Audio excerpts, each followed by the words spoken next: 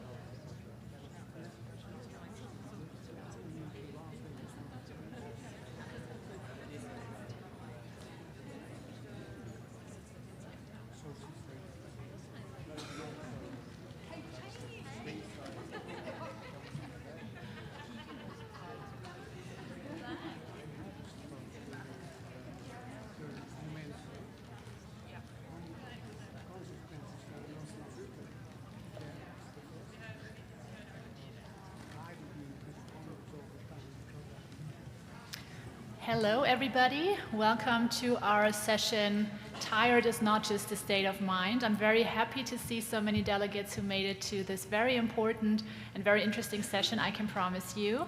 I'm very grateful to be here today. I'm Christina Düsing from Düsseldorf in Germany, and here with my co-chair, Elena Elefante from Pisa in Italy. And we are very excited to guide you through the session today. We have wonderful speakers, and we invite you to ask your questions right after each session. We will have a couple of minutes to ask your questions. Please come to the microphones. We want a lively discussion. Now is the time to ask the experts. You also have the opportunity to submit questions via your Congress app if you haven't downloaded it already. And I'm very glad about our speakers we could find for today. And I wish us a very interesting and timely presentation so we have enough time to answer the questions and to allow everybody to change the session right after we're finished. Without further ado, I'm very excited to announce our first speaker, which is Emma Duris, talking to us about when is being tired getting pathological. Very excited you're here.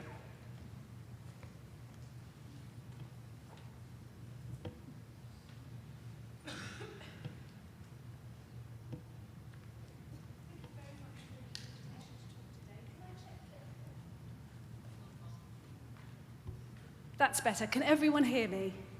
Yeah, great. So thank you very much for the invitation to talk today. Pictures are fine. I have no conflicts of interest. I want to cover 4 things in today's session, starting with the lived experience of what is being termed pathological fatigue. My interpretation of this term is fatigue that differs from everyday tiredness and one that is related to having an inflammatory arthritis. I then want to look at a biopsychosocial understanding or conceptualization of fatigue and why we really need to appreciate the complex and interrelated nature of the variables that are implicated. I'm then going to mention the EULAR recommendations for management and what they can tell us about what can help patients. And then finally, I'm going to briefly mention measuring fatigue and provide some updates on recommended instruments. Pathological fatigue is a multidimensional symptom.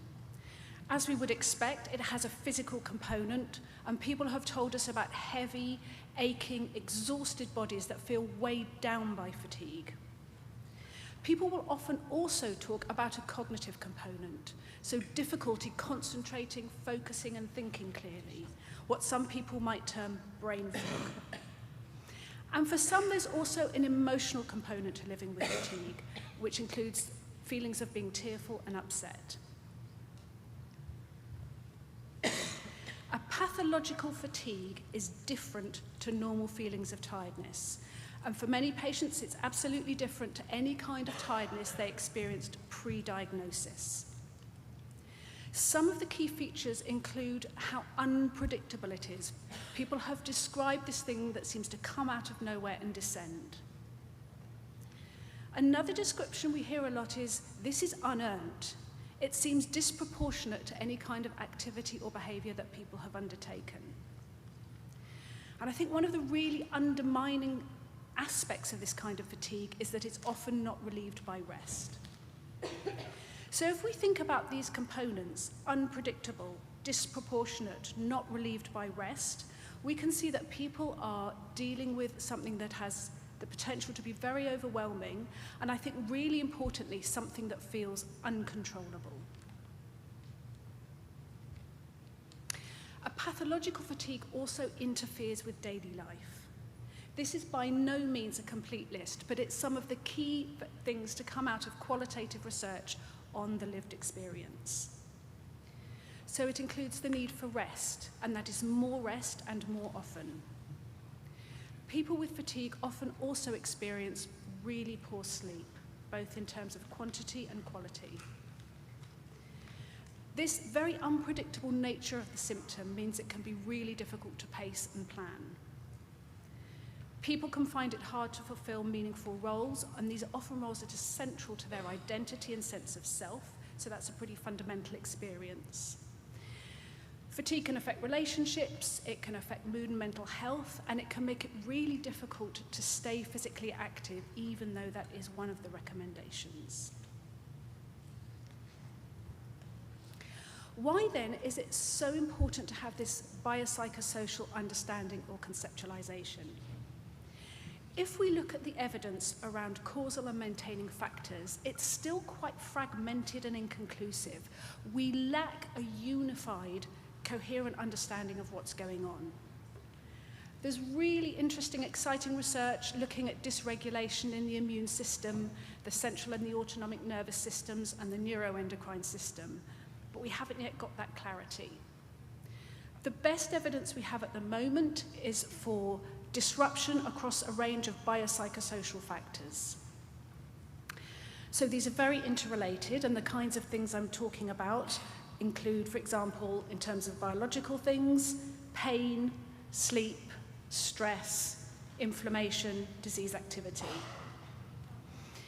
Disease activity is a really interesting and important point here, because we used to assume there was this really strong association between disease activity and fatigue. But we see from audit and registry data that patients can have very well controlled arthritis, they may have low disease activity, even be in remission, and they're still dealing with fatigue. So it's important, but not the whole story. Psychological factors. We're talking here about things like all or nothing, black or white thinking, negative and catastrophizing thoughts, low mood, anxiety, depression. What these psychological variables can do is lead to cycles of fear avoidance as people pull back to avoid the awfulness of fatigue, or boom and bust behaviours as people don't want to let this fatigue win, and so it's a sort of a challenge or a fight.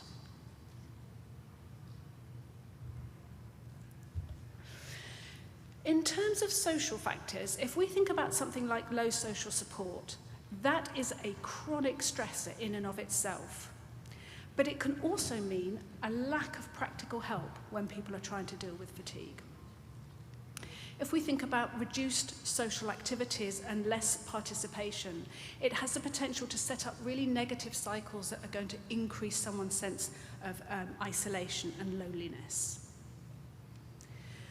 Low socioeconomic status is really reminding us we're becoming more mindful of the impact of wider determinants of health.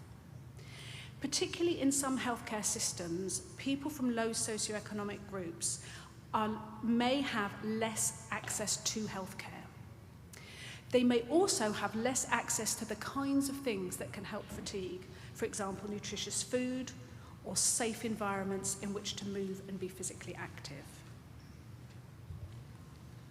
A few years ago, we undertook a review of all the factors associated with fatigue, and on the basis of that, proposed a network model. In this model, the relations between all the factors are dynamic and they're reciprocal, and these pathways are mutually influencing. Some key takeaway points from this model. The idea is that these networks vary between individuals. They may also vary within individuals over time. And that's why we think it's so important to take a tailored or individualized approach to intervention and support. The other thing that we would highlight is that what we're talking about here is management or supported self-management or treatment if people prefer that term. But we're not talking about permanent resolution or cure of fatigue because we don't yet have that understanding. However, despite the complexity of fatigue, despite some of the lack of clarity around causal and maintaining mechanisms, we do know that there are interventions that can help. A few years ago, we were part of the EULAR task force who developed the recommendations, and we looked at what could help in people with inflammatory, rheumatic, and musculoskeletal diseases. As part of that process, we undertook 2 systematic reviews using the Cochrane methodology. We looked at the efficacy of both pharmacological and non-pharmacological interventions. What we found was evidence that some biologics, some physical activity, and some psychoeducational interventions can reduce fatigue. Based on this review evidence and our task force discussions, we developed 4 overarching principles and 4 recommendations. Briefly then, the recommendations. We proposed assessing fatigue in clinical consultations. We specified assessing severity, impact and coping because we think it gives a slightly more nuanced picture of what's going on. There were a couple of reasons we think it's so important to assess and monitor fatigue. One of them is that it means the responsibility is not only with the patient to raise the issue. And this is particularly important if we think that some patients will not know that the fatigue they're experiencing is related to having an inflammatory arthritis. We also wanted to highlight the value of patient-reported outcome measures, or PROMs. We think these can be really helpful. So at the individual level, it enables somebody to see how things are changing over time. At the service level, it means people can manage demand and provide the appropriate levels of support. And then at the population level, we can have a better idea of the size of this issue and what's going on. The second recommendation is to offer tailored physical activity interventions alongside always encouraging long-term physical activity.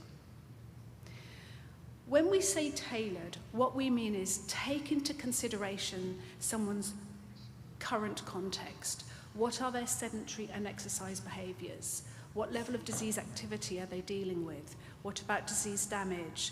Are they having to manage any other comorbidities at the same time? What about a level of disability? All of these things need to be considered alongside someone's preferences and their goals and the resources that they can access at that point.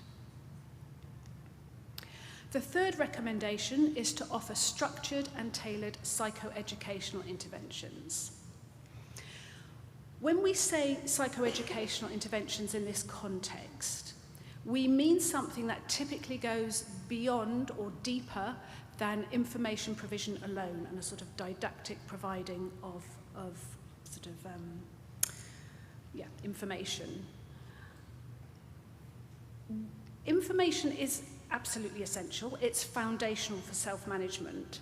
But what we're talking about is going a little deeper and exploring, for example, thoughts and feelings and behaviours and how they're interacting to shape and drive people's choices that they're making, particularly around how they manage energy and activity. The fourth and final recommendation is to evaluate inflammatory disease activity and to consider either starting treatment or changing treatment if clinically indicated. The reason for this recommendation, phrased in this way, is that pharmacological interventions are licensed to treat high disease activity levels, not fatigue. Therefore, the recommendations have to be understood within that regulatory context. One of the things that emerged from the recommendations was the need for guidance on appropriate measurement. We received some funding from Arthritis UK to undertake a systematic review of the properties of measurement instruments in children, young people and adults with rheumatic and musculoskeletal diseases. So a big, broad review. As part of that process, we evaluated the psychometric properties of 27 instruments, and we used the Joanna Briggs Institute and the COSMIN guidelines as our framework.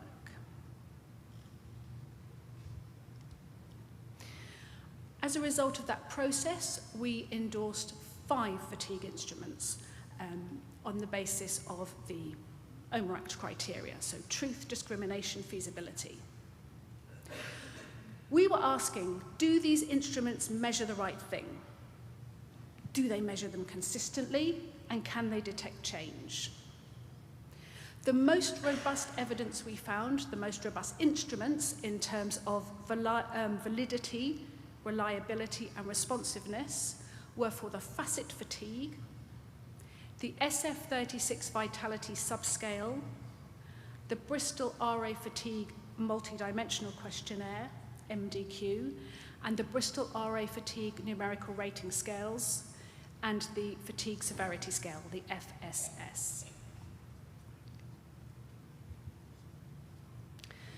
This is a snapshot really just to highlight some of the differences and pros and cons of each instrument.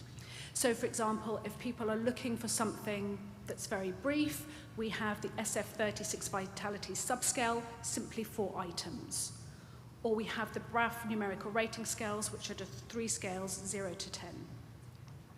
However, if you need something more multidimensional, we have something like the BRAF MDQ, which can generate fatigue profiles, but it comprises 20 items. So this is really just to sort of say it depends what somebody wants it for and what some of the trade-offs might be. It's also worth highlighting that as part of this review, we recognise that the next step is to look for more evidence for some of the provisionally endorsed instruments that we also looked at.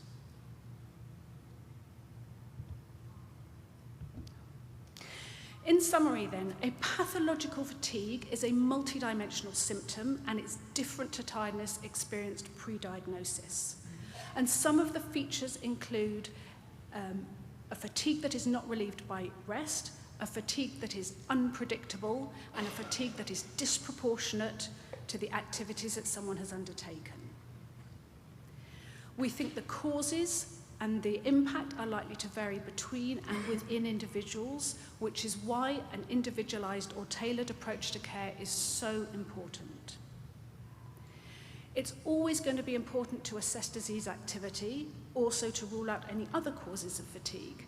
However, disease activity in and of itself is not going to be the whole story for a lot of patients. We have good systematic review evidence that tailored physical activity interventions and psychoeducational interventions, for example, using a cognitive behavioral approach, can be helpful, both in terms of fatigue impact and fatigue severity and fatigue impact. Currently, we recommend 5 instruments to measure fatigue, but we also acknowledge that further research is needed to standardize measures and to include more measures in these recommendations. Thank you very much for listening.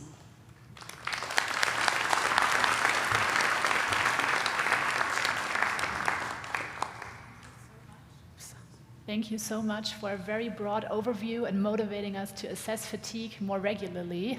Are there questions from the audience? Wonderful. Thank you for a wonderful overview. Really, really interesting, and certainly something we should study much more, I think. I'm a bit curious if you can, very briefly, of course, tell me what's wrong with a visual analog scale. That's something we have in some large materials I have. If we only use a visual analog score for fatigue, what would we have been missing out compared to the ones you recommend? Well, we originally, I was part of the team involved in the Bristol RA fatigue scales. We had visual analog scales and numerical rating scales. We just found the numerical rating scales slightly more reliable, particularly in those days when we were using hard copy compared to the visual analog scales, which is why we went with a numerical rating scale. And I think for a snapshot, they're really helpful.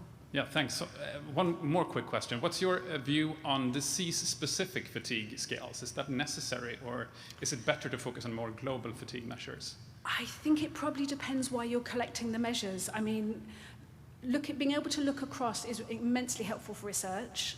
So in that respect, I think that's where some of the generic measures are really, really useful. And increasingly, things like the Bristol RA fatigue scales, which is what I happen to know a lot about, are being validated in more and more populations all the time. Thank you very much. Maybe one question from my end, unless anybody else is running towards the microphones.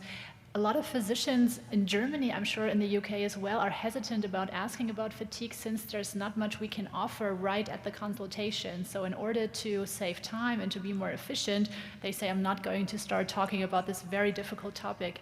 What kind of advice do you have or motivation you have in order to bring fatigue measurements more into everyday clinical practice?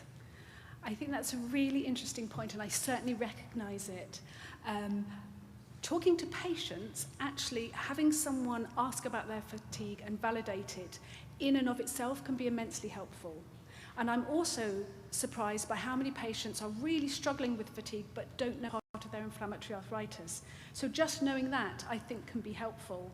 And then I would say, certainly in the UK, but in other countries as well, there will be lots of potentially helpful resources available, maybe online through patient organisations, and maybe sort of teams can have a look and see what they could maybe offer patients in terms of that, even if it's not a full intervention. Thank you so much. Perfect, there's another question. Yeah. I'm a patient myself, and I've been living with my condition for almost 30 years. And I would say today that fatigue is still one of my main problems. But honestly, I don't really know what it's like to not live, to not have my disease or my illness. How do you address that with patients that, we actually don't know what it is to have a healthy feeling and not feeling tired, but maybe it's just in our heads? I mean, it's absolutely part of having the inflammatory arthritis. I think in terms of how we would deal with it, are you thinking in terms of interventions or sorry, I'm making you... No, it's the fact that people might live with it for a very long time. We don't really realize what it's like to not being fatigued fatigued anymore. You know, I don't remember what it's like not having my disease and not feeling fatigued, but maybe my level of energy might be just the same as anyone who's 51 years old like me. I think sort of a couple of points that I would say from work we've done is if when we do fatigue self-management courses, some people get to the end and they still have fatigue. These are not interventions that, as I say, cure fatigue, but people can feel sometimes more in control, and that can be immensely helpful. So sometimes people start off thinking fatigue is running their lives, and they get to the end and they feel that they have a little more control over that symptom. I don't know, maybe after many years that is where you're at with it. I think the other thing is that when we are delivering interventions, we do try and spend a little bit of time identifying the impact on the individual and what matters to them in terms of where they might want to see a change. Thank you. Thank you, everyone. One final question, short question, yes? Hi, I'm a clinician and also with lived experience. And I was wondering, from what you were describing, did you check if any of your patients matched chronic fatigue syndrome or myalgic encephalomyelitis criteria? No, it's not something that if we've done research studies, it'll be on the eligibility criteria. In practice, when we've done courses, we haven't excluded people who have the coexisting symptom. Thank you very much.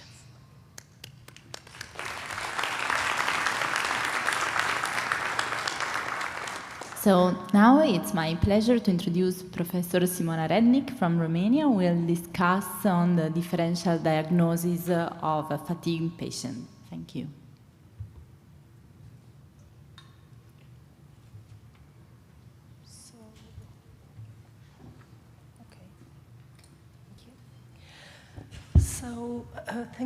Thank you for inviting me, and I'm happy to have such a full room speaking about this. My name is Simona Rednik. I'm professor of rheumatology in Cluj, Romania. I'm leading a big rheumatology department dealing with the inflammatory rheumatic diseases, and like many of the rheumatologists, I have to admit, since a long time I was not taking care too much on fatigue. So we are taking care on pain, on swollen joint, on ESR, CRP, and things like that. Some years ago, when I entering the task force for fatigue, I discovered that it's a very complex and significant problem. I want to go a little bit to the differential diagnosis in the front of a fatigue patients, and I'm beginning with one example. Elena is one of my patients. She's 38. She's a visual artist. She has rheumatoid arthritis. She's treated with adalimumab and methotrexate. Her DAS is low. Her CRP is normal, but she tells me, "Doctor, I can no longer live my life. I wake up tired, I go to sleep tired. Everyone says that disease is controlled, but I feel like I'm disappearing." What do you do, like rheumatologist in this situation? You will change the treatment, you will switch, you will cycle, you will step up to another drug. For sure, we are missing something, and this discussion is about this. And you know, there are many data that fatigue is ranked among the most important unmet needs in patients, by patients with inflammatory rheumatic diseases. So we just found that it's a significant difference between normal tiredness and pathological fatigue. It's in a way like the difference between acute pain and chronic pain. Pathological fatigue does not decrease with rest, is disproportionate to activity, it's chronic, it's persistent, it's multidimensional, and it's go beyond the inflammatory disease. And definitely fatigue is not sleepiness, it's not laziness, and it's not depression alone. So, but fatigue is very prevalent between our patients. 65 of rheumatic patients, 65% are severely fatigued. Of course, the majority of patients with fibromyalgia is part of, so fatigue is part of the fibromyalgia pattern, and more than 80% of fibromyalgia patients are fatigued, but 1 of 2 patients with inflammatory rheumatic diseases describe also this important symptom. Younger age and lower education is associated with, as you already see, with more fatigue. Gender seems not to be significant in this situation, and the most important thing is that more than 75% of severe fatigue remains unexplained by disease activity alone, and this is very important. So we already see that it's very frequent.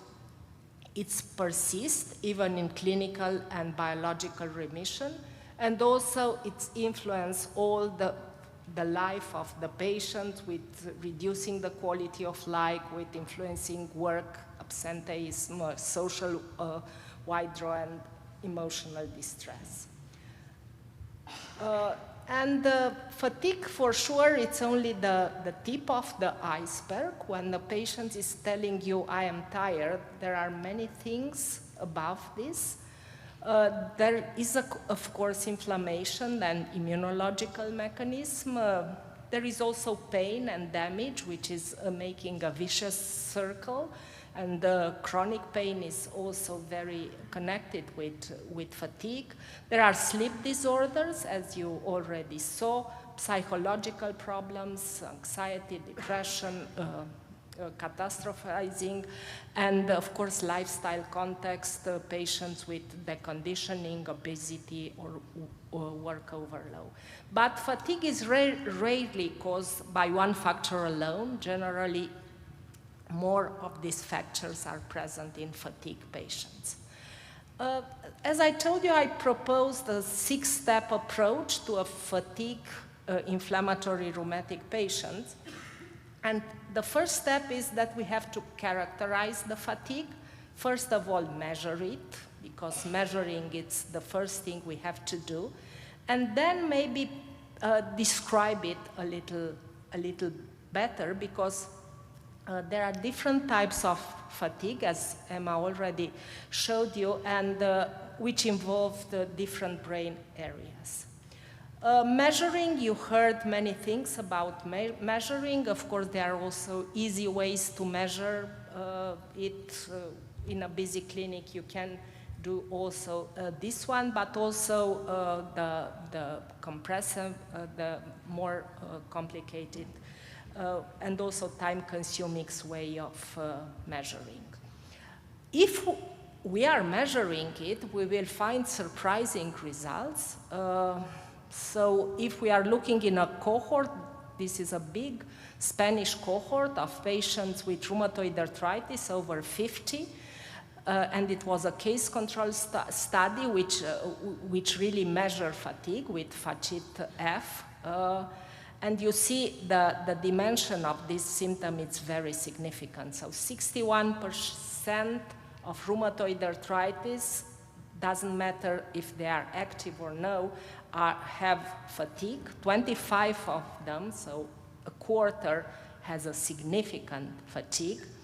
And there are also some correlation which are going together with other factors of mental health, physical health, and also with age.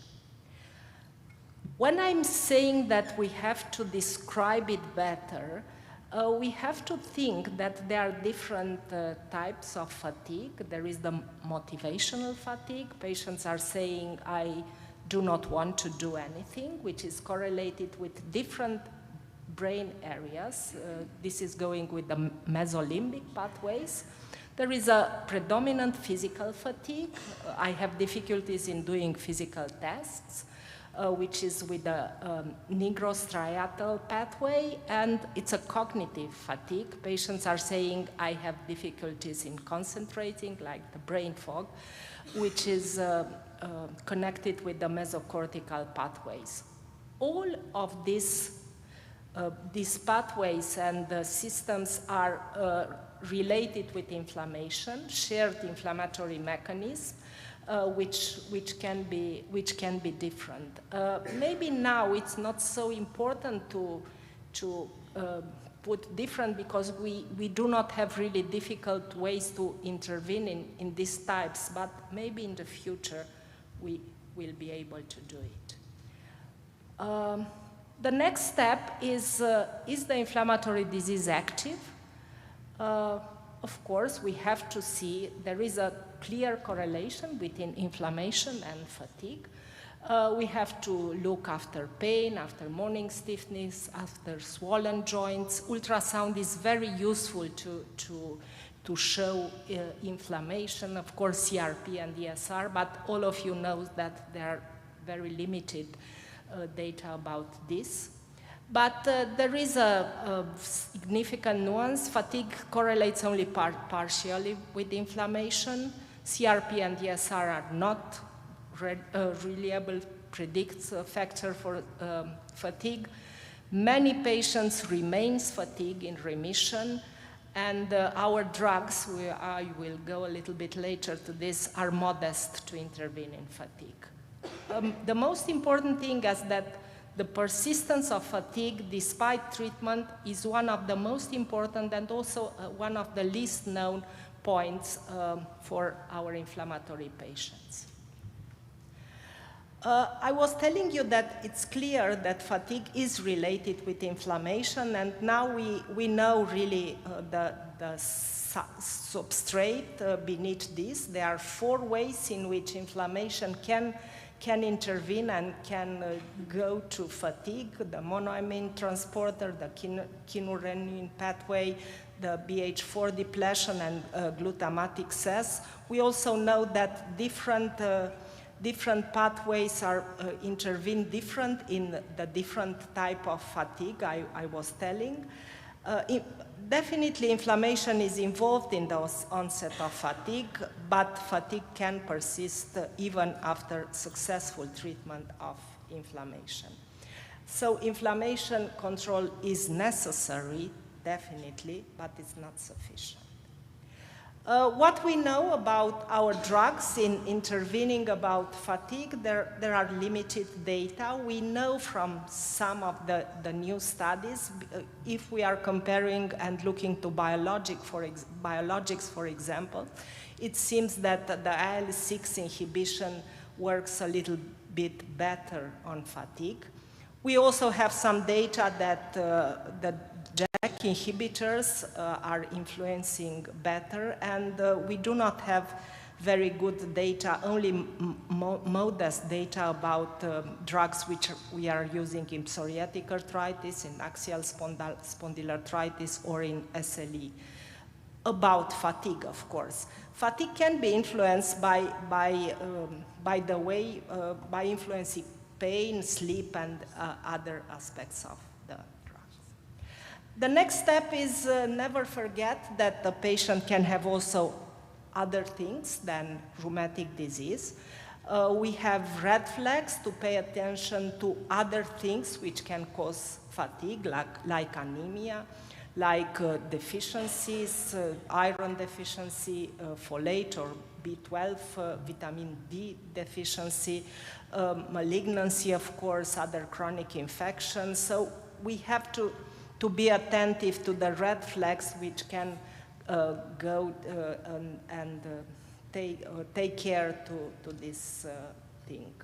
Fatigue is not always rheumatology, and we have to think also beside this. There are also other confounders in patients with fatigue. Someone was asking about fibromyalgia, and there is a serious relation between fatigue and pain amplification. Fibromyalgia is present in many of our patients. around a quarter of all rheumatic patients have also fibromyalgia. All of you recognize the pattern of fibromyalgia in which fatigue is one of the central point, but there are also other things which like diffuse pain, sleep disturbances, and cognitive fog. For fibromyalgia, we have data that peripheral inflammation, and it's one of the mechanisms which is going behind. Also, our patients have many others chronic overlapping pain condition. You can see almost 60% of inflammatory rheumatic patients, autoimmune rheumatic patients, had another chronic pain condition like chronic low back pain or fibromyalgia, but also migraine or tension headaches or irritable bowel disease. And you can see that the numbers are really impressive. So if we want to influence fatigue, we have to take care also on this overlapping pain condition. Another confounder is the sleep disorder. Of course, many of our patients and many of the fatigue patients have also sleep disorder. It's a vicious cycle in which the poor sleep is increasing the daytime fatigue, and then the sleep is bad. But do not forget to ask your patient about sleep disturbances, about insomnia, about restless leg syndrome, about obstructive sleep apnea. Do not forget the steroids and their influence on the sleep, and please ask all your patients about this. And you can see there are data about the association between fatigue and sleep quality in connective tissue diseases. Generally, there is a clear association. In systemic sclerosis patients, both of them are very present, so 80% of the patients had fatigue and sleep quality disturbance in different ways. The sixth step and the last one is the psychological and the emotional dimension. Of course, fatigue is going together with depression, together with anxiety, with hypervigilance, with social isolation. There is also a biology behind this aspect, behind the psychological aspects. Living with a chronic disease, of course, consumes energy, but we have to differentiate the fatigue and the depression. There are many things in common. The low energy, the brain fog, the sleep disturbances, the reduced physical activity, the social withdrawal. But the fatigue patients still are still able to find pleasure, can still experience joy, can still have motivation, and they have difficulty in concentration, but not so significant like depression. And of course, depression is life-threatening. It goes together with feelings of worthlessness, with guilt, with thoughts of death or suicide, and we also have to recognize this in our patient because it's an emergency, and it's also treatable with other drugs. So, of course, both can coexist, but again, we have to make a balance and try to understand in which part are we. And again, there are many data that there is a clear association between fatigue, pain, depression, sleep, and depression. So the treatment, and we will hear the next talk about the treatment, begins with understanding these steps. If there is active inflammation, we have to change or optimize the DMARDs. If there is pain or fibromyalgia, to intervene on this. We have to go and to pay attention to sleep disturbances, to depression and anxiety. If the patient are deconditioning, to structured aerobic exercise. And if there are other diseases, to look after them and correct the underlying causes. So fatigue in rheumatology is real, it's common, it's multidimensional, it's measurable, it's partially treatable, but when a patient says, I'm tired, that's not just a symptom, it's a story that needs interpretation, and we have to listen to Elena and to all our patients' stories. Thank you.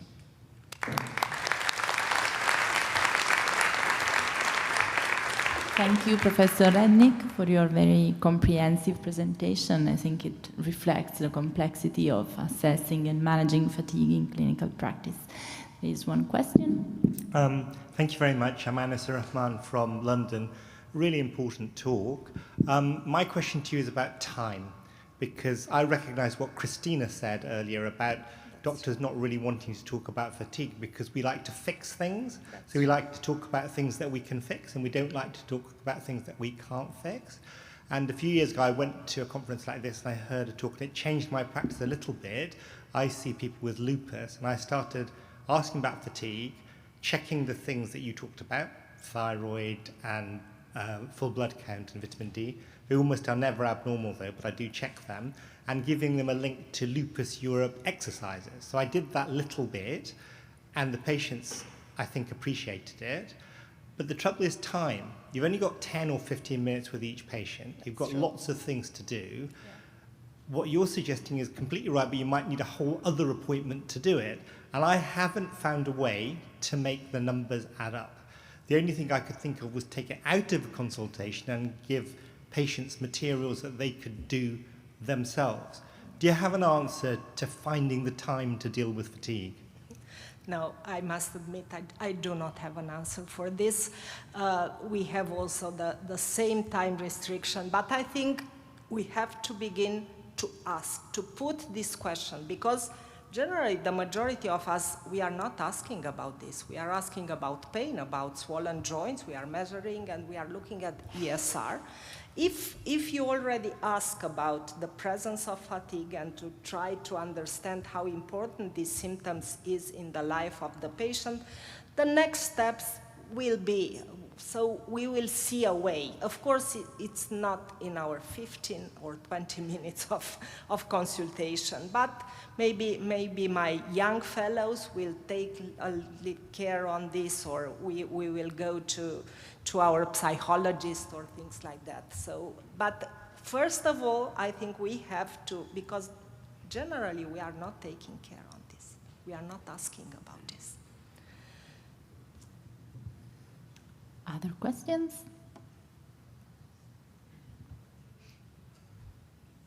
Have you tried having nurses-led consultation asking about this? No, but it's a wonderful idea. We do that at my clinic. Yeah, yeah.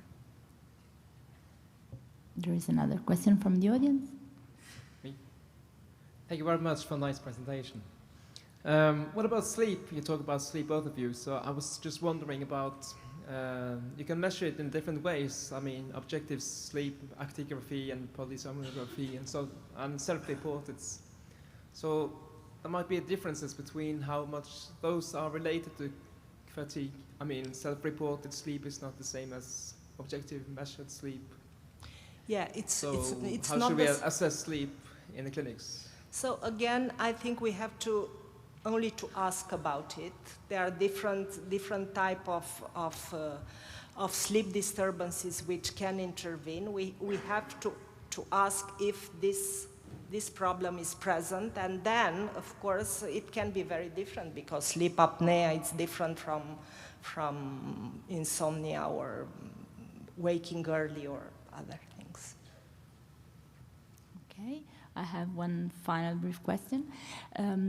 Among the different concurrent conditions or comorbidities that you mentioned, which one is the most frequently overlooked by rheumatologists, according to you, in clinical practice? I do not know. For sure, fibromyalgia is not overlooked because we recognized fibromyalgia very clear. But maybe sleep disturbances and also physical deconditioning.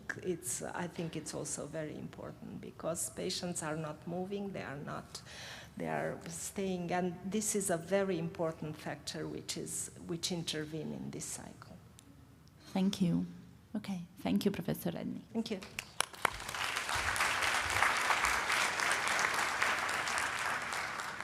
And as announced previously, we're now looking into the treatment options or the management options, and I'm very excited for Tanya Thompson talking to us about lifestyle against fatigue. Is it that easy? Thank you for the kind introduction.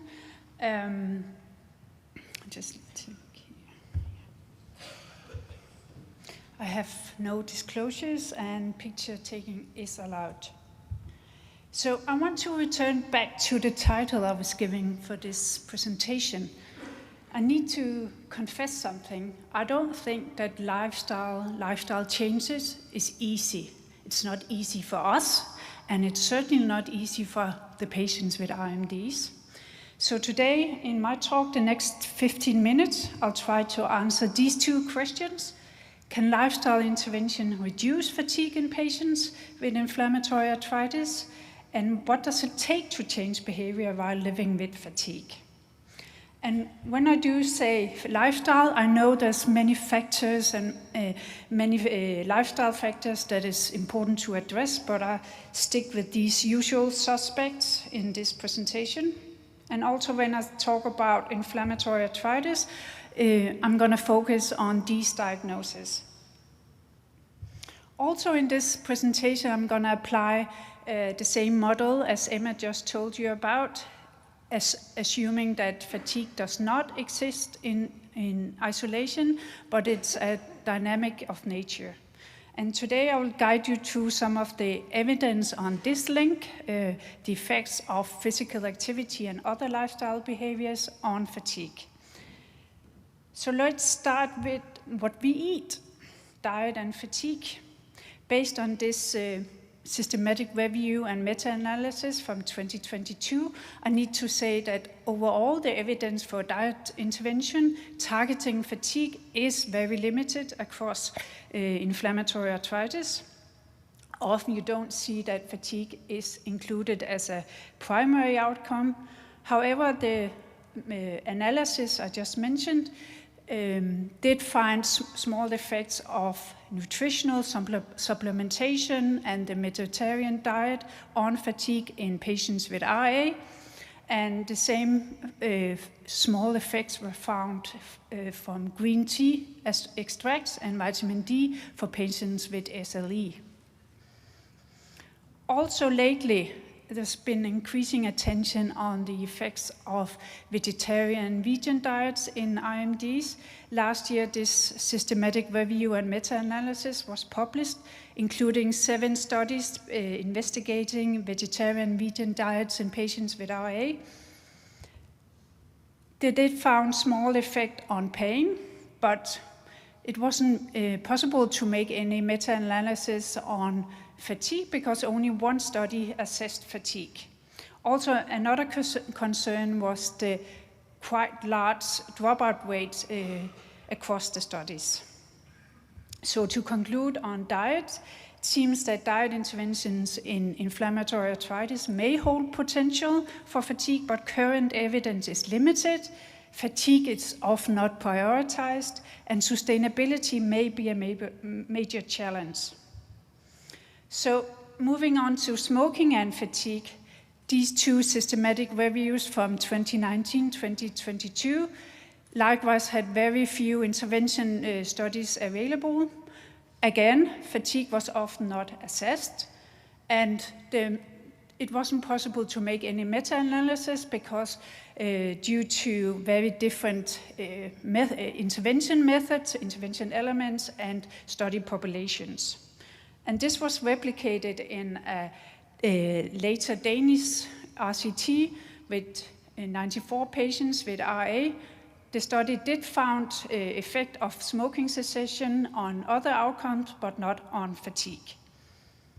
So smoking cessation is likely important for long-term health and potentially for some symptom burden, but current evidence does not clearly demonstrate direct effects on fatigue. And even less evidence to receive when it comes to alcohol and fatigue. The evidence is mainly observational. However, these recommendations from 2021 regarding lifestyle behaviors do propose that small amounts of alcohol are unlikely to negatively affect the outcomes of people with RMDs, but still we need to be aware that moderate alcohol consumption is associated with increased risk of flare and comorbidities. And again, these are based on associations, not effects. So currently very little evidence that reducing alcohol intake improve fatigue. It's another story when it comes to physical activity and exercise. It seems from the literature that these behaviors are still the cornerstones when we talk about the non-pharmacological management of fatigue. Emma just mentioned these meta-analyses from a couple of years ago, and these analyses showed small to moderate effects of physical activity and exercise on fatigue in RA, moderate effects in SLE, and moderate to large effects on fatigue in AXPA.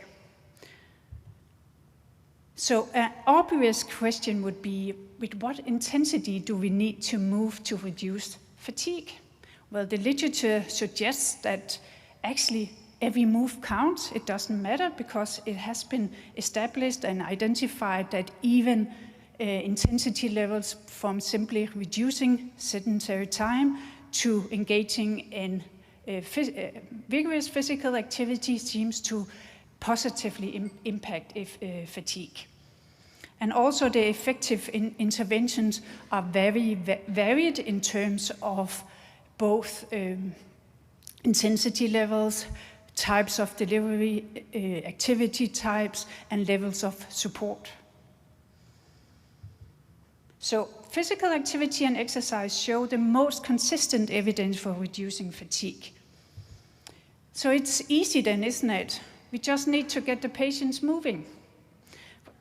Unfortunately, it's not that simple because we as health professionals know that it might be beneficial for the patients to engage in physical activity. The patients know that, but still fatigue is one of the most reported barriers for engaging in physical activity and fatigue. And together with other individual barriers and together with other social, environmental, and system level barriers, engaging in fatigue and exercise for patients with RMDs is not that simple. So with these barriers in mind, we might need to understand what drives our behavior in general. The COM-BEAM model proposes that our behavior is determined by 3 interacting factors: capability, motivation, and opportunity, with motivation understood as attitudes, past experiences, values, belief, and with capabilities understood as skills for performing that given behavior, here physical activity, trust in our own skills, self-efficacy, and opportunities understood as social and cultural cues, norms, and values, and also physical opportunities such as access and availability. And I just need to put a spotlight on this determinant of self-efficacy. It is one of the key drivers when it comes to behavior changes, and especially in physical activity as well, when we want to change our physical activity levels. So a main question, self-efficacy is defined as a person's belief in own abilities to complete a particular task or achieve a goal, maybe changing physical activity. So for our patient, a main question may not be, is it beneficial for me to change physical activity? But a main question would be, can I actually do it when I'm tired, in pain, and unsure how my body will respond? And it means that our patients need to gain positive experience, successful experiences in changing that behavior, that they need to feel physical and mental feedback to strengthen this belief. And then health professionals do have an important role in this as well, to support patients, to give them feedback. So how do health professionals best support people to gain this confidence? Well, it has been identified in the literature, these most effective behavior change technique for changing physical activity across chronic diseases such as goal setting and action planning with the patient, positive reinforcement, self-monitoring, feedback and follow-ups, some of the most important behavior change techniques when it comes to physical activity, follow-up and feedback. So translated into actual guiding the patient, it might mean that we need to set a time. I know we talked about time before, but it might be worth the while to set aside time for identifying existing motivation and behavior, capability, resources, the patient's values in changing physical activity, maybe based on this COM-B model. And also to use that knowledge to tailor goals and action plans to individual capabilities, preferences, and opportunities. We all have different opportunities in changing our physical activity behavior. And again, make sure to include time for follow-up and feedback. And for the very fatigued patient, an important question could be, what is one thing that you're certain you can do every day, even on a bad fatigue day? Then the patient could easily have a long-term goal saying, I would like to walk 5Ks, but on that certain day with a lot of fatigue, it could be, I know I can walk for 5 minutes every day.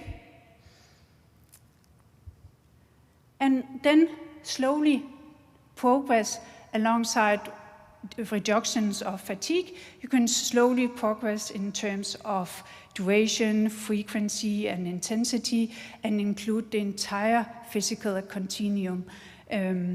So for the physically inactive patient, it wouldn't make any sense to start with the higher end of the continuum, but maybe it's better to start at the lower end. So what I hope you will take with you home today is that among lifestyle intervention, physical activity and exercise are still show the most consistent evidence for fatigue. But we still need to be aware that fatigue is also quite a barrier for engaging in physical activity, and that behavior change is much more than motivation. We need to explore that. And also, please don't just advise patients to be physically active. We need to go deeper and explore values, beliefs, past experiences, and so on. Thank you.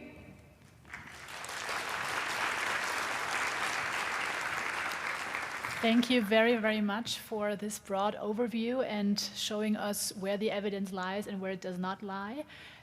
Are we having any questions from the audience? There's the first one.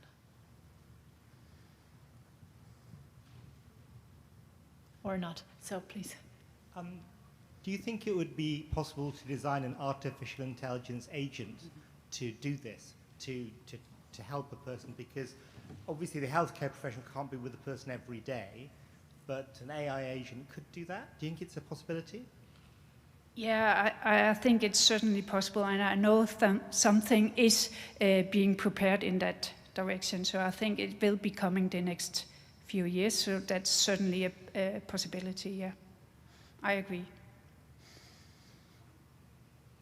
Maybe a question from my experience. Sometimes patients report that they tried exercise and then they felt worse than ever. They had to stay in bed for a couple of days and then they're even more hesitant to get going again. Does it make sense sometimes to maybe recommend another kind of exercise, such as maybe yoga or something they can do at home where you have a relaxation component, or how do you approach these patients? For these patients, the first thing I would do when addressing patients in a changing physical activity would be, what are your past experiences? What do you find fun? What do you value? Because then the motivation and the sustainability of that behavior will come. So I know it may take time, but I think that identification and exploration of values and belief is important, and not least exploring resources and opportunities as well. Thank you. Thank you. Yes, I have a question for you, if there are no questions from the audience. We have heard of different phenotypes of fatigue, motivational or cognitive, physical fatigue. Do you think that there is a phenotype of fatigue that can benefit most from behavioral interventions or lifestyle changes? The evidence says that it could benefit all phenotypes. So I don't think there's special benefits for one specific phenotype, no. Thank you. Thank you so much.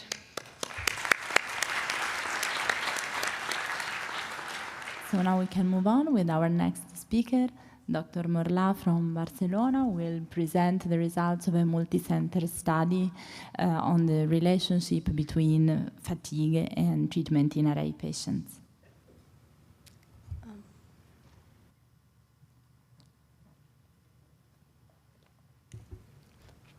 No. I'm sorry. Okay. Good afternoon, and thank you to the organizing committee for accepting this award from ARCAD study group entitled, "Is there any association between comorbid fatigue in rheumatoid arthritis patients and the treatments they are receiving?"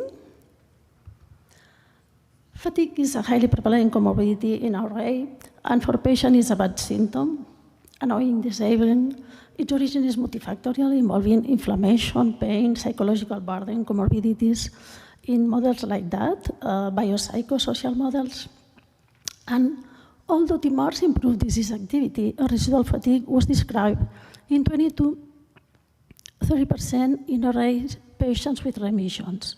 And this fatigue, along with pain and along with disability, is considered a non-inflammatory persistent symptom in the difficult-to-treat RA definition.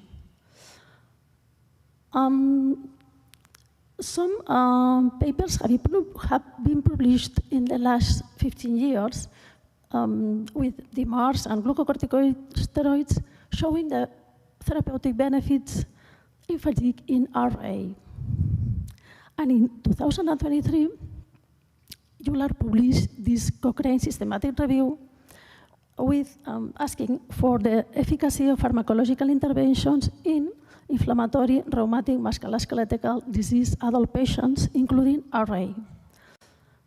In this meta-analysis of 19 randomized controlled trials, the conclusions were there is a generalized reduction in fatigue in RA compared to placebo.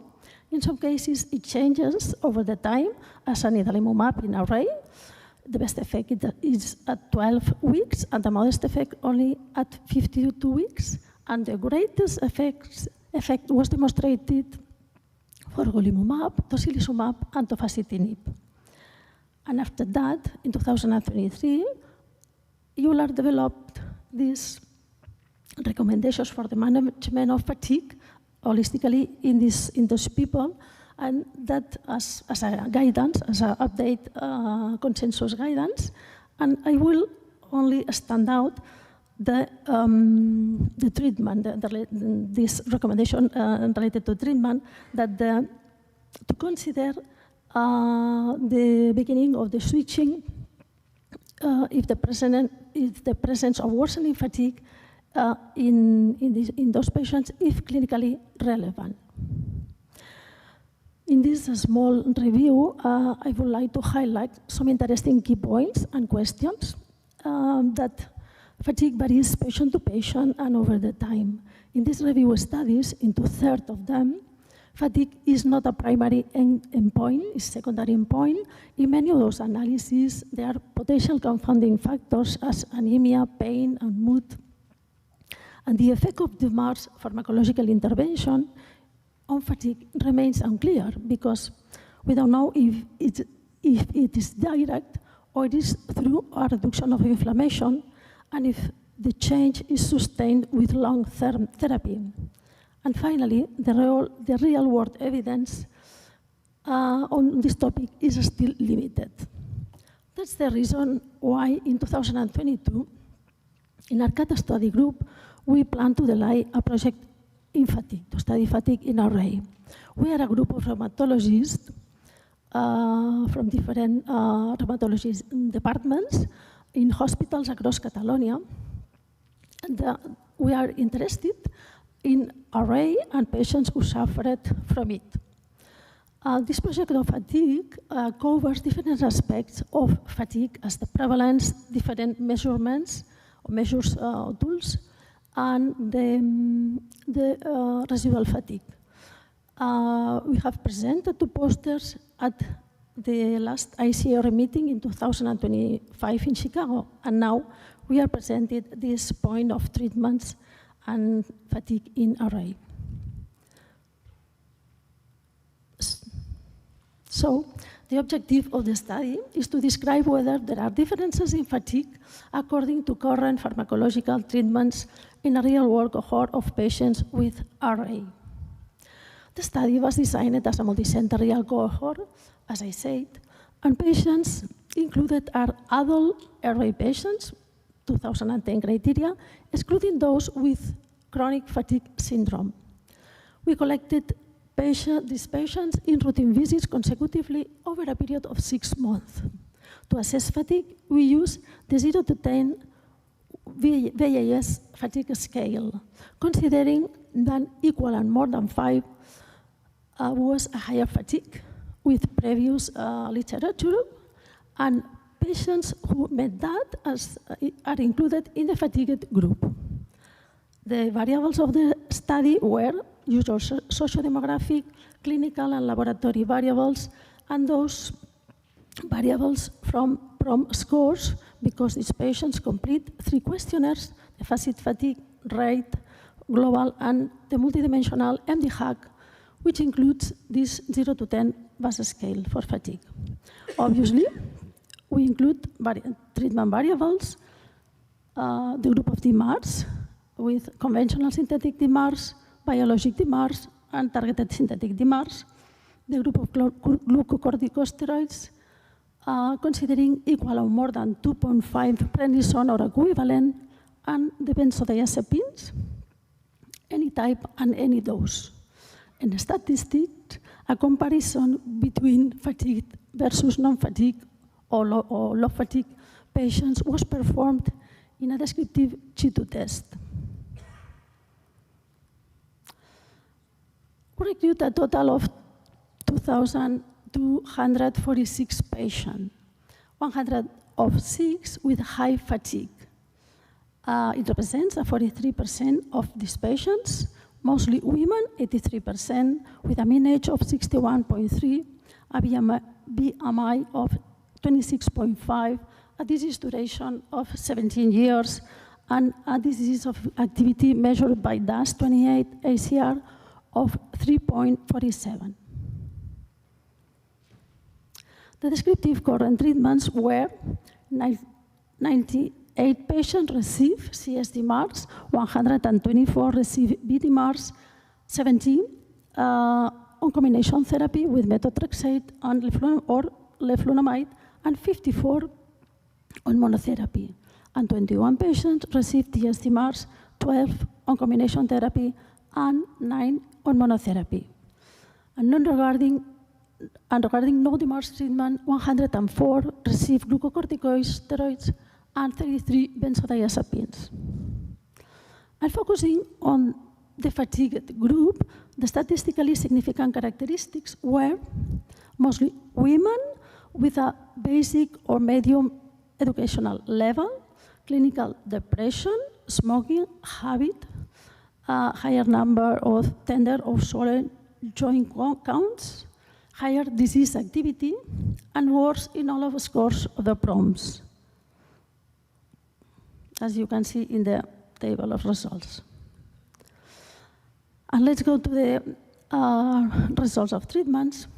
The prevalence of high fatigue was found in 37.8 patients that received CS DMARDs, 49.2 who received biologic DMARDs, and 38.1 that received TS DMARDs, but no statistically significant differences were observed between these groups. In patients who received glucocorticoids, a higher proportion of high fatigue, 49% versus low or no fatigue, was observed but did not reach a statistical significance. And in patients who received benzodiazepines, a notably higher proportion of high fatigue, 60% of the patients versus low or no fatigue, almost 40% of the patients was observed. Although not statistically significant, a trend toward association was observed. In summary, in this real cohort of RA patients, no differences were observed according to ongoing treatment in a higher fatigue. These findings suggest that patients undergoing BDMARS therapy may experience greater fatigue burden, warranting further investigation. The use of benzodiazepines and their relationship to fatigue suggests that it may have clinical implications for the patient's management. And despite current therapeutic progress that controls inflammation, fatigue continues to represent a significant unmet clinical need in this patient population. I would like to acknowledge the rheumatologists, co-investigators of this project, especially to thanks to my closest collaborator, the nurses who helped a lot collecting questionnaires and assisting patients, my bosses, i a la Societat Catalana de Rheumatologia for the grant in research in 2022. Thank you very much for your attention. Thank you, Dr. Morla, for your interesting results. Are there any questions from the audience? Maybe I can start if there are no questions. I found interesting the results on glucocorticoids. Among patients receiving glucocorticoids, you found a higher percentage of patients with higher levels of fatigue, although the difference was not statistically significant. Do you think that persistent fatigue may represent a barrier for the withdrawal of glucocorticoids even when disease activity is well controlled, when disease is in remission? Maybe we don't know because there are some literature previously from British Society of Rheumatology that patients who are on remission takes low doses of glucocorticoids, but we don't know because the benzodiazepines is a higher dose that they take also. Then maybe it interacts different causes or different, in this, but we don't know exactly what was the reason.